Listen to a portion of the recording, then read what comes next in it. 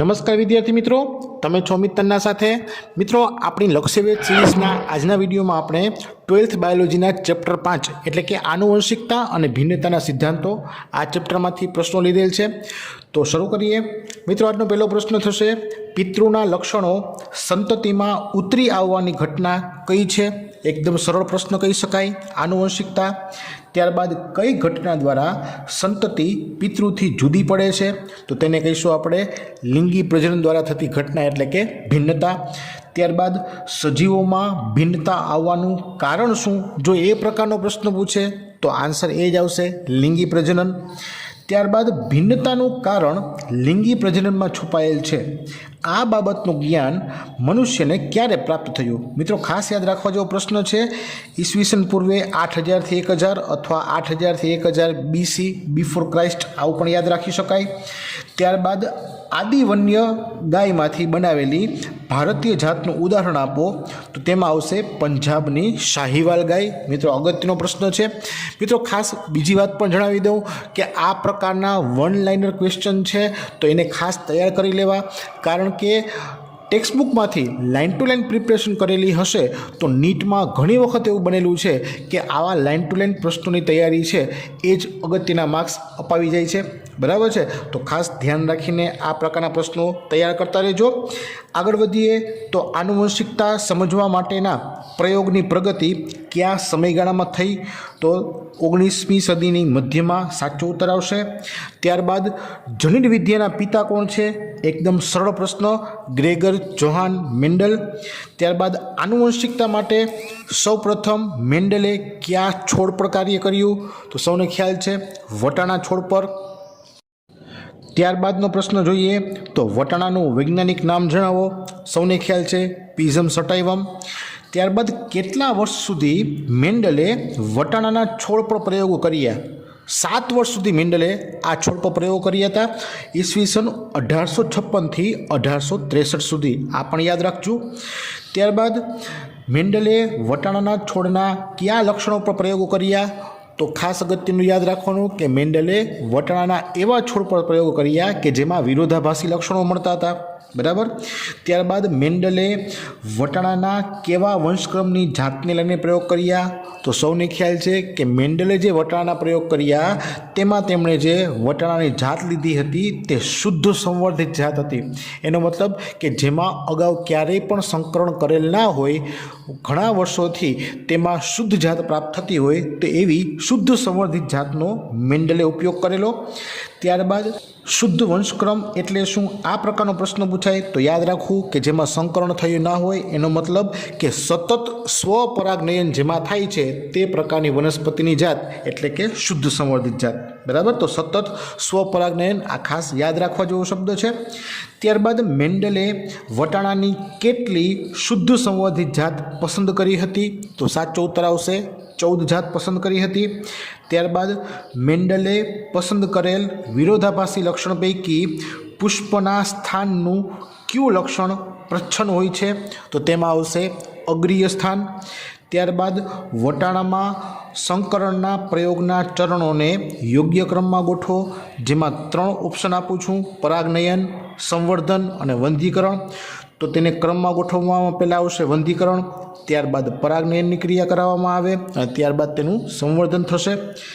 Next question જોઈએ તો વટાણાના પ્રયોગમાં F1 પેઢીમાં જે લક્ષણો અભિવ્યક્ત થાય છે તે કયા પ્રકારના છે? તો મિત્રો, ખાસ યાદ રાખવાનું છે કે જે લક્ષણો અભિવ્યક્ત થાય, F1 પેઢીની વાત કરી છે તો F1 પેઢીમાં યાદ કરો એક સંકરણ પ્રયોગ, એમાં capital T small t F1 પેઢીમાં દરેક છોડમાં જોવા મળ્યું હતું. માટે સાચો ઉત્તર આવશે, વિષમયુગ્મી લક્ષણો અભિવ્યક્ત થાય છે. ત્યારબાદ એક સંકરણ પ્રયોગમાં F2 પેઢીમાં ઊંચા છોડના પ્રમાણની ટકાવારી દર્શાવો. મિત્રો, ખાસ સમજવા જેવું છે, F2 પેઢીમાં જે ઊંચા છોડ મળેલ છે તે ક્યાં હતા? તો કે કેપિટલ T વાળા અને કેપિટલ T સ્મોલ t વાળા. આ બંને પ્રકારના ઊંચા છોડ હોય તો તેમાં સાચો ઉત્તર આવશે 75%. અને પ્રમાણ જો યાદ રાખવાનું થાય તો 3/4 3/4 પણ યાદ રાખવું. ત્યારબાદ એક સંકરણ પ્રયોગનું સ્વરૂપ પ્રકાર જણાવો. સૌને ખ્યાલ છે, ઊંચા જેમ નીચા, ઊંચા 3 અને નીચાનું 1 પ્રમાણ એટલે 3:1 યાદ રાખવું. ત્યારબાદ એક સંકરણ પ્રયોગનું જનીન પ્રકાર પ્રમાણ જણાવો. તો ખાસ યાદ રાખવા જેવું, જનીન પ્રકાર પ્રમાણમાં આપણે કેપિટલ ટી સ્મોલ ટી અને સ્મોલ ટીને દર્શાવવા માટે ખાસ યાદ રાખવાનું સમયુગ્મી ઊંચા કહેવાશે. ત્યારબાદ કેપિટલ ટી સ્મોલ ટી એને વિષમયુગ્મી ઊંચા કહેવાશે અને બંને સ્મોલ ટી હોય તો સમયુગ્મી નીચા કહેવાશે. તો પ્રમાણ આવશે 1:2:1. ક્લિયર? ધેન આફ્ટર એક સંકરણ પ્રયોગનું શુદ્ધતા પ્રમાણ જણાવો. મિત્રો અગત્યનો મુદ્દો છે, ખાસ યાદ રાખજો. જો પ્રોપરલી સમજેલા હો તો શુદ્ધતા પ્રમાણ એટલે જે પિતૃ પેઢીમાં શુદ્ધ છોડ લેવામાં આવેલા છે તે જ પ્રકારના F2 પેઢીમાં છોડ મળે, એનો મતલબ કે શુદ્ધ ઊંચા અને શુદ્ધ નીચા, અથવા તો એમ કહી શકાય કે સમયુગ્મી ઊંચા = સમયુગ્મી નીચા, એટલે કેપિટલ ટી = સ્મોલ ટી એનું પ્રમાણ આવશે 1:1. ક્લિયર? ત્યારબાદ મેન્ડલે પોતાના પ્રયોગમાં જનીનોને કયા શબ્દ વડે ઓળખાવ્યા હતા? વેરી સિમ્પલ, કારકો વડે ઓળખાવ્યા હતા. ત્યારબાદ જનીનો કે જે વિરોધાભાસી અભિવ્યક્તિઓની જોડનું સંકેતન કરે તેને શું કહેવાય? તો મિત્રો તેને આપણે એલીલ તરીકે ઓળખીએ છીએ, અથવા બીજું નામ ગુજરાતીમાં યાદ રાખવું વૈકલ્પિક કારકો. ક્લિયર? વિરોધાભાસી અભિવ્યક્તિ છે એટલે બંનેને સાથે લખવા પડે, માટે આપણે વૈકલ્પિક શબ્દ વાપરેલ છે. ત્યારબાદ એક સંકરણ પ્રયોગમાં F2 પેઢીમાં પ્રાપ્ત શુદ્ધ નીચા છોડનો જીનોટાઈપ જણાવો. મિત્રો ખાસ સમજો, અહીં તમારે જીનોટાઈપ આપવાનો છે અને શુદ્ધ નીચા છોડનો. તો શુદ્ધ નીચા છોડ એટલે સ્મોલ ટી જીનોટાઈપ થશે 1. બરાબર? ત્યારબાદ બે અસમાન કારકોની જોડ પૈકી કયું અભિવ્યક્ત ન થઈ શકે? મિત્રો સમજવા જેવો પ્રશ્ન છે. બે અસમાન કારકોની જોડ છે એટલે કે દાખલા તરીકે કેપિટલ ટી હોય અને બીજો કારક એનો સ્મોલ ટી હશે. બરાબર છે? તો કયું અભિવ્યક્ત ન થાય? તો સ્મોલ ટી. તો સ્મોલ ટી એટલે શું કહીશું આપણે? એને પ્રચ્છન્ન કારક કહીશું. તો સાચો ઉત્તર આવશે પ્રચ્છન્ન કારક, કે જે અભિવ્યક્ત ન થઈ શકે. ત્યારબાદ વાત કરીએ તો મેન્ડલે વટાણાના છોડમાં વામનતા માટે કઈ સંજ્ઞા વાપરી હતી? વેરી સિમ્પલ, વામનતા માટે સ્મોલ ટી એટલે કે નીચા છોડ માટે સ્મોલ ટી વાપરેલ હતું. ત્યારબાદ મોનોહાઇબ્રિડ ક્રોસમાં વિષમયુગ્મી ઊંચા છોડનું પ્રમાણ શુદ્ધ ઊંચા છોડ કરતાં કેટલું હોય છે? મિત્રો સમજવા જેવો પ્રશ્ન છે. મોનોહાઇબ્રિડ ક્રોસ એટલે એક સંકરણ પ્રયોગ. બરાબર? એમાં શું કીધું છે? વિષમયુગ્મી ઊંચા છોડ એટલે કેપિટલ ટી સ્મોલ ટી, અને તેનું પ્રમાણ શુદ્ધ ઊંચા છોડ એટલે કે બંને કેપિટલ ટી એના કરતાં કેટલું હોય? તો સિમ્પલ ખ્યાલ છે આપણને, 1:2:1 પ્રમાણ જોયું છે. એના આધારે કહી શકીએ કે વિષમયુગ્મી ઊંચા છોડ એ શુદ્ધ ઊંચા છોડ કરતાં કેટલા હોય? બમણા હોય. બરાબર? આ યાદ રાખવું. ત્યારબાદ કયા બ્રિટિશ જનીનશાસ્ત્રીએ જનીનિક સંકરણ પ્રયોગમાં દરેક જનીન પ્રકારની ગણતરી કરવા આલેખીય રજૂઆત કરી? મિત્રો સમજો, જનીન સંકરણ પ્રયોગમાં આલેખીય રજૂઆત કરવી એટલે શું? આપણે ખ્યાલ છે પુનેટ સ્ક્વેરમાં આપણે જનીનોની ગોઠવણી કરીએ છીએ. બરાબર છે? તો આ આલેખીય રજૂઆત કોણે કરી હતી? રેજિનાલ્ડ સી પુનેટ દ્વારા આ રજૂઆત કરવામાં આવી હતી. યાદ રાખજો. ત્યારબાદ F1 પેઢીમાં કયા છોડ વચ્ચે સંકરણ કરવાથી F2 પેઢી પ્રાપ્ત થાય? મિત્રો વેરી સિમ્પલ અને વેરી ઇમ્પોર્ટન્ટ પણ કહી શકાય. F1 પેઢીમાં એવા કયા છોડ હતા કે જેમના વચ્ચે સંકરણ કર્યું તો F2 પેઢી પ્રાપ્ત થઈ? તો સિમ્પલ છે, આપણે ખ્યાલ છે કેપિટલ ટી સ્મોલ ટી સાથે કેપિટલ ટી સ્મોલ ટીનું સંકરણ કર્યું તો કહી શકાય કે વિષમયુગ્મી ઊંચા સાથે વિષમયુગ્મી ઊંચાનું સંકરણ કર્યું. બરાબર?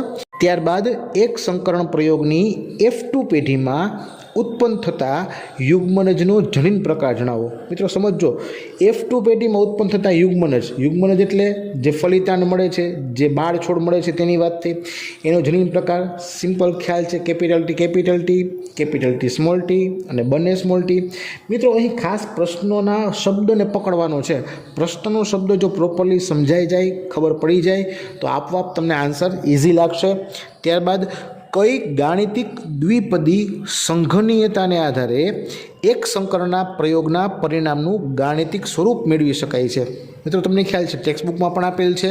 જે ગાણિતિક દ્વિપદી સ્વરૂપ છે એને યાદ રાખવાનું થાય ax + by હોલ સ્ક્વેર એટલે કે કાઉન્સની ઉપર વર્ગ કરશું. ત્યારબાદ ઊંચા છોડનો હોમોઝાઇગસ જનીન પ્રકાર જણાવો। મિત્રો સમજવા જેવો શબ્દો હોમોઝાઇગસ એટલે શું? તો કે જે સમયુગ્મી હોય તે, બરાબર છે। તો ઊંચા છોડ માટે સમયુગ્મી જનીન પ્રકાર શું આવે? તો કે બંને કેપિટલ ટી, બરાબર। જ્યારે કેપિટલ ટી સ્મોલ ટી હોય તો શું કહેવાશે ને? હિટ્રોઝાઇગસ। આ પણ યાદ રાખજો વધારાના પ્રશ્ન માટે। ત્યારબાદ F2 પેઢીના ઊંચા છોડના જનીન પ્રકારના નિર્ધારણ માટે કઈ પદ્ધતિ વાપરવામાં આવી હતી? મિત્રો સમજવા જેવું છે, જનીન પ્રકારનું નિર્ધારણ એટલે કે જનીન પ્રકાર કયો છે એ નક્કી કરવાનું હોય તો એના માટે કસોટી સંકરણ વપરાય, આ યાદ રાખવાનું। ત્યારબાદ વટાણાના છોડમાં જાંબલી રંગના પુષ્પ સફેદ રંગના પુષ્પ પર પ્રભાવી છે, વિધાનની સત્યતા ચકાસો। મિત્રો ખાસ યાદ રાખવાનું, આ વિધાન સાચું છે, એટલે કે જાંબલી રંગના પુષ્પ છે તે પ્રભાવી લક્ષણ ધરાવે છે, જ્યારે સફેદ રંગનું જનીન છે તે પ્રચ્છન્ન લક્ષણ ધરાવે છે, બરાબર। ત્યારબાદ મેન્ડલે આપેલા આનુવંશિકતાનો પ્રથમ નિયમ કયો છે? તો પ્રથમ નિયમ આવશે પ્રભુતાનો નિયમ। એવો જ બીજો પ્રશ્ન, મેન્ડલે આપેલ આનુવંશિકતાનો બીજો નિયમ કયો છે? તો તે આવશે વિશ્લેષણનો નિયમ, યાદ રાખજો। ત્યારબાદ પ્રભુતાના નિયમ અનુસાર લક્ષણોનું નિર્ધારણ કયા એકમો દ્વારા થાય છે? તો તેને કહીશું આપણે કારકો દ્વારા। ત્યારબાદ કયા પ્રકારના પિતૃ દ્વારા ઉત્પન્ન થતા બધા જ જન્યુઓ સમાન હોય? મિત્રો વેરી ઇમ્પોર્ટન્ટ ક્વેશ્ચન, કયા પ્રકારના પિતૃ દ્વારા જે ઉત્પન્ન થતા જન્યુ સમાન હોય? તો સમાન જન્યુ હશે એનો મતલબ કે પિતૃ કેવા હશે? સમયુગ્મી હશે। તો સમયુગ્મી પિતૃ દ્વારા સમાન જનીનવાળા જન્યુ ઉત્પન્ન થાય। ત્યારબાદ શ્વાન પુષ્પમાં એટલે કે સ્નેપડ્રેગનમાં કયા રંગનું પુષ્પ શુદ્ધ પ્રચ્છન્ન જનીન ધરાવે છે? હમણાં વાત કરીએ આપણે, સફેદ રંગનું પુષ્પ શુદ્ધ પ્રચ્છન્ન જનીન ધરાવે એટલે કે બંને સ્મોલ આર જનીન ધરાવશે। ત્યારબાદ અપૂર્ણ પ્રભુતાનો સ્વરૂપ પ્રકાર પ્રમાણ એક સંકરણના પ્રયોગના સ્વરૂપ પ્રકાર પ્રમાણ કરતાં કયા રંગના પુષ્પથી અલગ પડે? મિત્રો સમજવા જેવો પ્રશ્ન છે, સ્વરૂપ પ્રકાર પ્રમાણ કીધું તો અપૂર્ણ પ્રભુતાનું સ્વરૂપ પ્રકાર પ્રમાણ શું આવશે? 1:2:1 પ્રમાણે, લાલ જેમ ગુલાબી જેમ સફેદ, બરાબર છે। અને એક સંકરના પ્રયોગનું સ્વરૂપ પ્રકાર શું આવે છે? તો કે એમાં આવશે ઊંચા જેમ નીચા, બરાબર છે। એમાં 1:2:1 પ્રમાણે જોઈએ તો કેપિટલ ટી સ્મોલ ટી અને બંને સ્મોલ ટી, બરાબર છે। તો પ્રમાણ કયું જુદું પડતું પ્રમાણ છે? તો જુદું પાડતું પ્રમાણ આવશે વચ્ચેનું પ્રમાણ એટલે કે ગુલાબી, બરાબર। ત્યારબાદ સામાન્ય રીતે કયા પ્રકારનું એલીલ વાસ્તવિક સ્વરૂપનું પ્રતિનિધિત્વ કરે? મિત્રો ખાસ વેરી ઇમ્પોર્ટન્ટ ક્વેશ્ચન કહી શકાય। સામાન્ય રીતે વાત કરીએ તો જે એલીલ વાસ્તવિક સ્વરૂપનું પ્રતિનિધિત્વ કરે એ કેવું એલીલ હશે? અરૂપાંતરિત હશે, એટલે કે કાર્યકારી એલીલ હશે કે જે રૂપાંતરિત થયું નથી, મૂળ સ્વરૂપમાં છે, બરાબર। ત્યારબાદ F1 પેઢીની સંતતિ બંને પિતૃને મળે તેને શું કહેવાય? મિત્રો સમજવા જેવું છે, F1 પેઢીની સંતતિ એના બંને પિતૃને મળતી આવે છે, બરાબર છે। તો એ શું કામ હશે? સહપ્રભાવિતાને કારણે, વેરી સિમ્પલ। ત્યારબાદ મનુષ્યમાં સહપ્રભાવિતાનું ઉદાહરણ જણાવો, તો તે આવશે એબીઓ રુધિર જૂથ। ત્યારબાદ મનુષ્યમાં એબીઓ રુધિર જૂથનું નિયંત્રણ કરનાર જનીન કયું છે? તો તેમાં આવશે કેપિટલ આઈ જનીન, બરાબર। ત્યારબાદ મનુષ્યમાં એબીઓ રુધિર જૂથનું નિયંત્રણ કરનાર જનીનના એલીલ પ્રકાર જણાવો। તો મિત્રો ખાસ યાદ રાખજો, જનીન પૂછે તો આઈ, પરંતુ એલીલ પ્રકાર પૂછે તો IA, IB અને સ્મોલ આઈ એ ત્રણેય છે એના જનીન પ્રકાર જે છે એ એલીલ કહેવાય છે, બરાબર। ત્યારબાદનો પ્રશ્ન જોઈએ તો એબીઓ રુધિર જૂથનું નિયંત્રણ કરતા જનીનનો કયો એલીલ શર્કરાનું ઉત્પાદન નથી કરતો? મિત્રો યાદ રાખજો, શર્કરાનું ઉત્પાદન ન કરે તે સ્મોલ આઈ પ્રકારનું જનીન છે, બરાબર। જ્યારે બે એલીલ IA અને IB બંને અભિવ્યક્ત થાય તો તેને શું કહેવાય? સિમ્પલ સહપ્રભાવિતા કહેવાશે, કારણ કે તે એબી રુધિર જૂથ માટે જવાબદાર બને છે, બરાબર। ત્યારબાદ પિતૃનો જનીન પ્રકાર IA હોય અને સંતતિમાં IA IB હોય તો માતાનો જનીન પ્રકાર કયો હોઈ શકે? મિત્રો સમજવા જેવું છે, પિતાનો IA છે અને બાળકમાં બંને પ્રકારના જનીન હાજર છે, A અને B, બરાબર છે। તો માતામાંથી કયું આવ્યું હોઈ શકે? IB પ્રકારનું, બરાબર। તો માતાનો જનીન કયું હોઈ શકે? IB હાજર હોઈ શકે। ત્યારબાદ વટાણાના છોડમાં સ્ટાર્ચના સંશ્લેષણનું નિયંત્રણ કરતું જનીન કયું છે? તો વેરી સિમ્પલ, કેપિટલ B જનીન છે, તે સ્ટાર્ચના સંશ્લેષણનું નિયંત્રણ કરતું જનીન છે। ત્યારબાદ દ્વિસંકરણ પ્રયોગમાં F1 પેઢીમાં ઉત્પન્ન થતી સંતતિનો જીનોટાઈપ જણાવો. મિત્રો યાદ રાખજો, અહીં દ્વિસંકરણ પ્રયોગ કીધું છે અને F1 પેઢી કીધું છે. જીનોટાઈપ કયો આવશે? તો capital R small r, capital Y small y. બરાબર. ત્યારબાદ દ્વિસંકરણ પ્રયોગના F2 પેઢીનું સ્વરૂપ પ્રકાર જણાવો.